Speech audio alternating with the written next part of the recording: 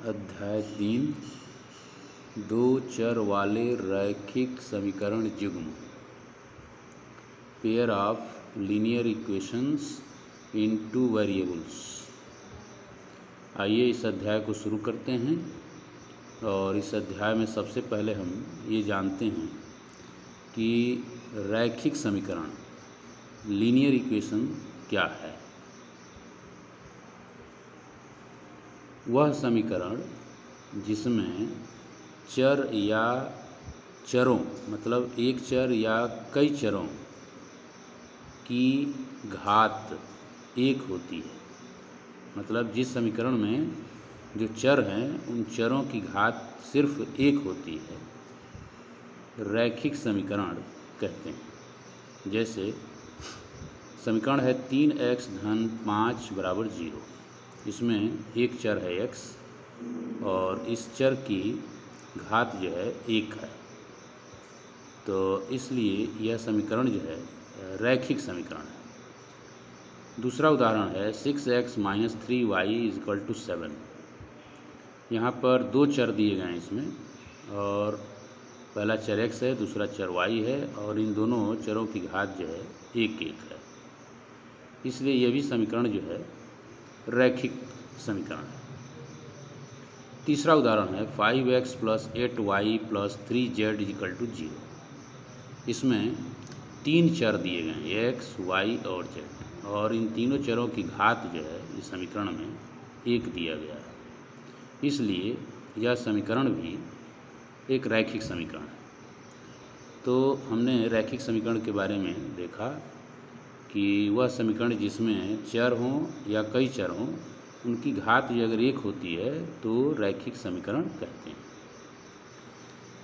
आइए दूसरा टॉपिक जो है हम देखते हैं कि दो चरों में रैखिक समीकरण।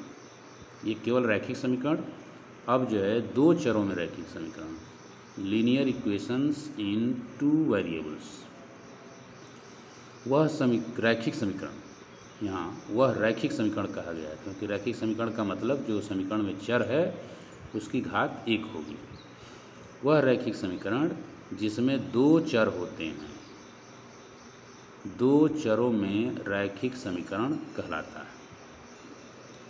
मतलब जिस रैखिक समीकरण में अगर दो चर हैं तो उस समीकरण को हम दो चरों में रैखिक समीकरण कहते हैं। जैसे यहाँ दिया गया है कि 3x धन 5y बराबर 15। इस समीकरण में दो चर हैं, एक x है और दूसरा जो है y। चूँकि चरों का घात 1 1 है तो इसलिए रैखिक समीकरण है, और इसमें दो चर हैं, तो यह समीकरण जो है दो चरों में एक रैखिक समीकरण है। इसी प्रकार 4x ऋण 3y बराबर 7। इस समीकरण में भी दो चर हैं, x और y। इन सबकी भी घात चूँकि 1 1 है इसलिए रैखिक समीकरण है, और दो चर हैं इसलिए यह समीकरण भी दो चरों में रैखिक समीकरण है। इसी प्रकार अन्य उदाहरण भी हम देख सकते हैं। दो चरों में रैखिक समीकरण का व्यापक रूप जनरल फार्म होता है ax plus by plus c equal to 0। यहाँ a, b और c वास्तविक संख्याएं हैं, तथा a square plus b square मतलब x स्क्वायर के गुणांक का वर्ग धन x के गुणांक का वर्ग धन y के गुणांक का वर्ग का जोड़ जो है वो शून्य के बराबर नहीं होता है। अर्थात a स्क्वायर और प्लस b स्क्वायर का मान शून्य नहीं होता है। अर्थात a एवं b अशून्य वास्तविक संख्याएं, शून्य नहीं है। तो दो चरों में रैखिक समीकरण, ऐसा रैखिक समीकरण जिसमें दो चर होते हैं, उन्हें दो चरों में रैखिक समीकरण कहते हैं। इसी क्रम में तीसरा पॉइंट है वह यह है कि दो चरों में रैखिक समीकरण का हल, solution of linear equation in two variables. दो चरों में एक रैखिक समीकरण है तो उसके हल कौन होंगे, यहाँ हमें देखना है। यदि दो चर x एवं y हैं तो x एवं y के वे मान जो रैखिक समीकरण में रखने पर समीकरण का बायां पक्ष और समीकरण का दाहिना पक्ष दोनों बराबर हो जाता है, दोनों बराबर हो जाता है। मतलब समीकरण में दो चर हैं और दोनों चरों का मान जो है समीकरण में यदि हम रखते हैं तो जो बाएं पक्ष का मान है वह दाहिने पक्ष के मान के बराबर हो जाता है। तो x एवं y के वे मान रैखिक समीकरण के हल कहलाते हैं। तो x और y का वे मान जो दो चरों वाले रैखिक समीकरण में रखते हैं और उस रैखिक समीकरण का बाएं पक्ष का मान और रैखिक समीकरण के दाहिने पक्ष का मान दोनों अगर बराबर हो जाए तो x और y का वह मान जो है रैखिक समीकरण का हल कहलाता है। जैसे यदि हम दो चरों में रैखिक समीकरण लेते हैं, मान लीजिए कि यह समीकरण जो है 5x धन 3y बराबर 18 है। इसमें दो चर हैं x और y और यह चरों का घात 1 है, इसीलिए यह दो चरों में रैखिक समीकरण है। इस समीकरण में अगर x के स्थान पर 3 एवं y के स्थान पर 1 हम रखते हैं तो बायां पक्ष का मान 5x धन 3y बराबर 5 और x के स्थान पर 3 धन 3 और गुणे y के स्थान पर 1। इसे हम हल कर दें तो 5 3 15 और धन 3 गुणे 3 15 3 18 और ये 18 ही जो है रैखिक समीकरण का दाहिना पक्ष है। तो ये बराबर दायां पक्ष के बराबर है। मतलब x बराबर 3 और y बराबर 1 रखने पर बायां पक्ष और दायां पक्ष दोनों बराबर हो जाते हैं और इसलिए हम कह सकते हैं कि x बराबर 3 और y बराबर 1 रैखिक समीकरण 5x धन 3y बराबर 18 के हल हैं। इसी प्रकार और भी x और y का मान हम रख सकते हैं और यदि बाएं पक्ष का मान दाहिने पक्ष 18 के बराबर आ जाए तो वे x और y के मान भी इस रैखिक समीकरण के हल कहलाएंगे। इसी प्रकार अन्य जो है दो चरों में रैखिक समीकरणों का हल हम प्राप्त कर सकते हैं। इसी तरह से हम चौथा बिंदु पर अध्ययन करेंगे जो दो चरों में रैखिक समीकरण का आलेख। Graph of a linear equation in two variables. दो चरों में रैखिक समीकरण का आलेख हम खींचते हैं। मान लीजिए कि दो चरों में जो रैखिक समीकरण है, दो चरों में रैखिक समीकरण यह 3x धन 4y बराबर 12 है। अब इसका ग्राफ खींचते हैं तो हम एक सारणी बना लेते हैं और इसमें x का मान रखते हैं अपने आप से और इस समीकरण की सहायता से y का मान निकालते हैं, जहां y बराबर 12 माइनस 3x बटा 4। यहाँ से पक्षांतर करके निकाल सकते हैं। 12 ऋण 3x और 4 से भाग करेंगे तो अब इसमें x बराबर अगर x का मान अगर हम शून्य रखते हैं, x का मान शून्य रखते हैं तो y का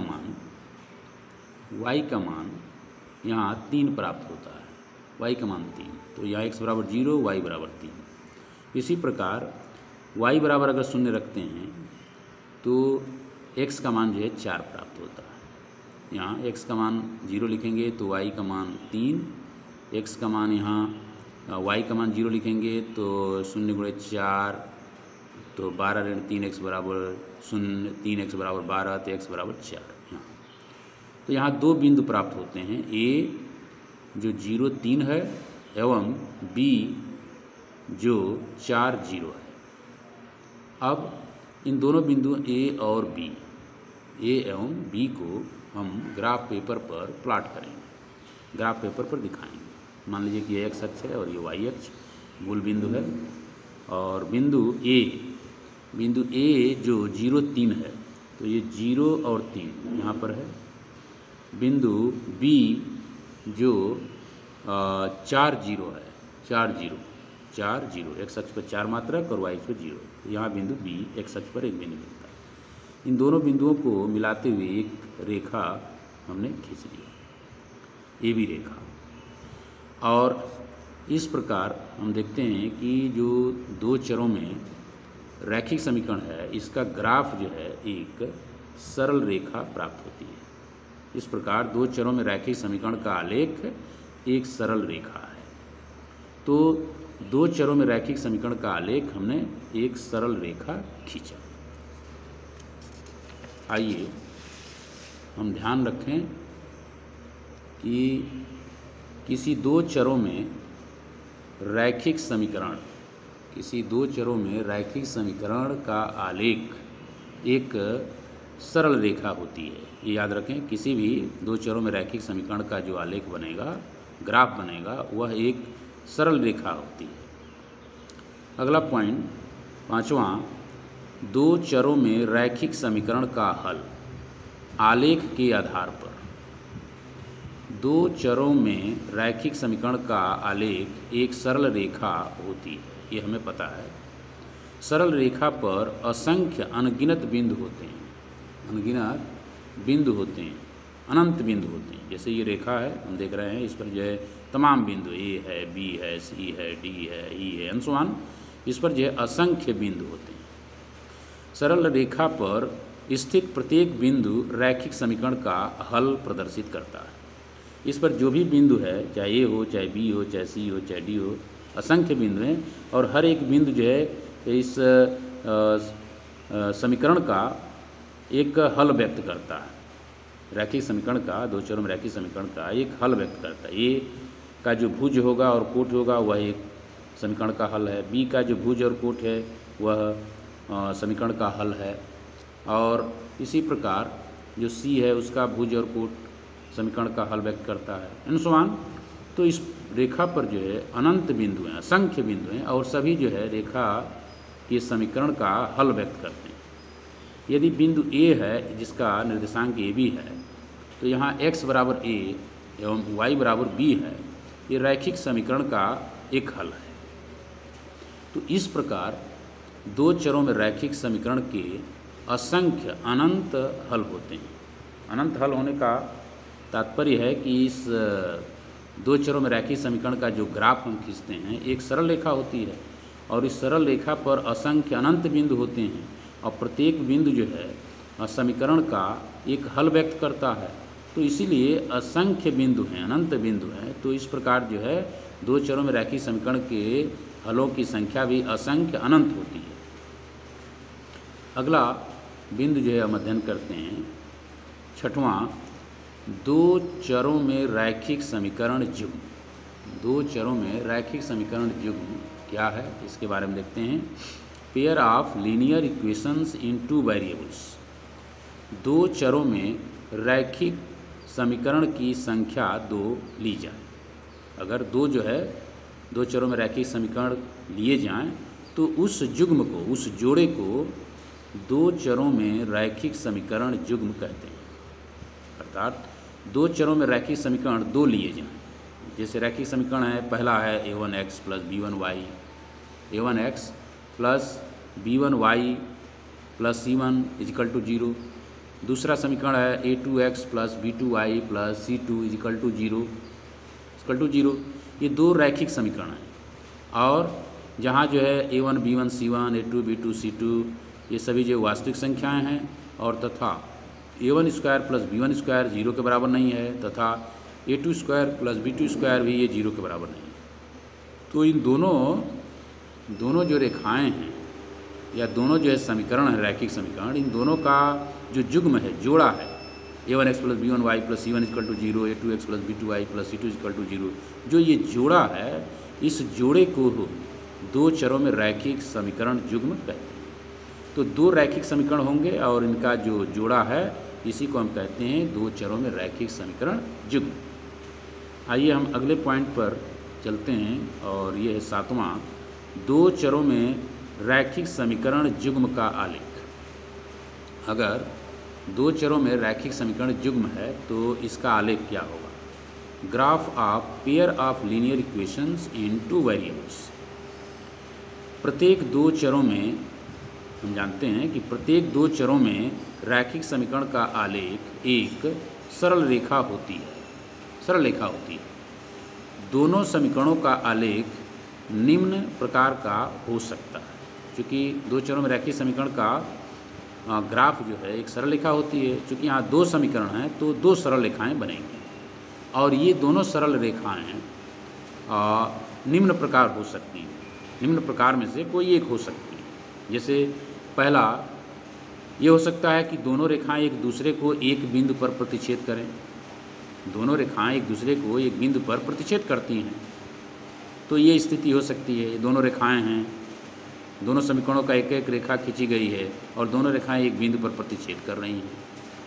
या हो सकता है कि दोनों रेखाओं का ग्राफ खींचे जाए और दोनों रेखाएं जो है समांतर हों, दोनों रेखाएं समानांतर हों। तो समानांतर होंगी तो ये देख रहे हैं कि ये दोनों रेखाएं जो है आपस में समानांतर हैं और ये समानांतर रेखाएं जो है ये किसी भी बिंदु पर प्रतिच्छेद नहीं करती, कोई भी बिंदु पर प्रतिच्छेद नहीं करती। तीसरी स्थिति ये हो सकती है कि अगर दोनों रैखिक समीकरणों का अगर ग्राफ खींचें और वो दोनों रेखाएं जो समपाती हो सकती हैं, दोनों रेखाएं समपाती होती हैं, अर्थात दोनों रेखाएं जो है एक ही पर है। ये पहली रेखा का ग्राफ, पहले समीकरण का ग्राफ और दूसरे रेखा का दूसरे समीकरण का ग्राफ, वो एक ही रेखा है। मतलब दोनों रेखाएं एक ही पर हैं, अर्थात समपाती हैं। तो इस प्रकार हमने देखा है कि दो चरों में जो रैखिक समीकरण है उस रैखिक समीकरण युग्म के जो ग्राफ हैं वो निम्न तीनों में से जो है कोई एक हो सकता है। दोनों रेखाएं एक दूसरे को एक बिंदु पर प्रतिच्छेद कर सकती हैं, दोनों रेखाएं जो है समांतर हो सकती हैं, या दोनों रेखाएं जो है समपाती हो सकती हैं, एक ही पर हो सकती हैं। तो आज जो हमने देखा निम्न बिंदुओं को, इसके आगे का जो सिलेबस है अगले वीडियो में हम देखेंगे। धन्यवाद।